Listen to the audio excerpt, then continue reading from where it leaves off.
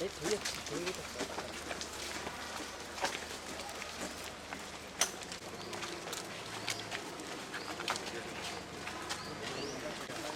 చూసి brother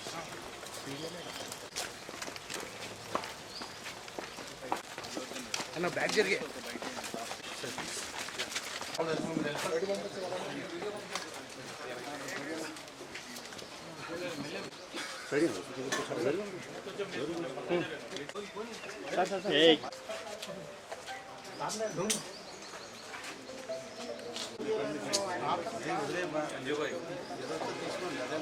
please Rohit Rohit bro side అయినా కొంచెం మీరు కొంచెం వెనకాల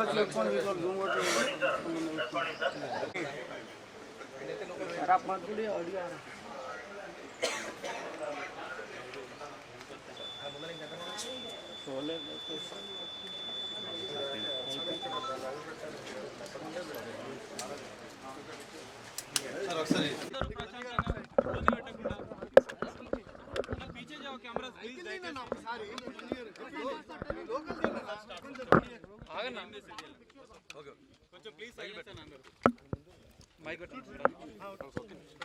ఓకేనా రెడీనా please cost your vote responsibly. ఒక్క నిమిషం సార్, అంటే మొన్న మీరు నంద్యాల వెళ్ళారు కదా, మీ ఫ్రెండ్ కోసం వెళ్ళారు, మరి దానిపైన కొద్దిగా సోషల్ మీడియాలో వస్తుంది ఏంటి అసలు? Firstly I would like to tell I'm not politically aligned with any party అండి. నాకు ఒఫిషియల్గా ఏ పార్టీతో సంబంధం లేదు. I'm neutral to all parties. నా అనే వ్యక్తులు ఏ పార్టీలో ఉన్నా పార్టీకి సంబంధం లేకుండా నేను వ్యక్తిగతంగా వాళ్ళకి నా సపోర్ట్ ఇస్తాను. It could be my uncle Pawan Kalyan garu. My love and support is always there for him. And లేదంటే నా ఫ్రెండ్ నంద్యాలలో రవి గారు అవ్వచ్చు, లేదంటే రేపు మా మావయ్య గారు చంద్రశేఖర్ రెడ్డి గారు కావచ్చు, లేదంటే రేపు మా బన్నివాస్ కావచ్చు, ఎవరైనా కావచ్చు. పార్టీకి సంబంధం లేకుండా నేను వాళ్ళకి మద్దతు ఇస్తాను. And my support will be that to my close people. And మీరు పర్టికులర్ అడిగిన దానికి నంద్యాల దాని గురించి చెప్పాలంటే, రవిసింగారెడ్డి గారు నాకు ఎన్నో ఏళ్ళుగా, గత 15 ఏళ్ళుగా మంచి ఫ్రెండ్. అండ్ ఎప్పటి నుంచో నేను ఒక మాట అన్నాను, బ్రదర్ మీరు ఎప్పుడైనా పాలిటిక్స్లోకి వస్తే మీకు ఖచ్చితంగా నేను మీ ఊరు వచ్చి మీకు సపోర్ట్ చేస్తాను ఎప్పుడు అనేవాడిని. నేను మాట ఇచ్చాను. బట్ 2019లో ఆయన యాక్టివ్ పాలిటిక్స్లోకి వచ్చిన తర్వాత నేను అప్పుడు రాలేకపోయాను, ట్వీట్ పెట్టాను.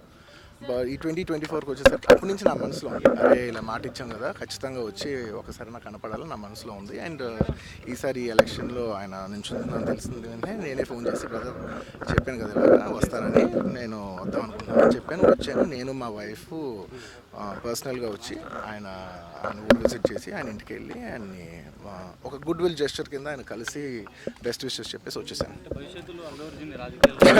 లేదు, థ్యాంక్ యూ.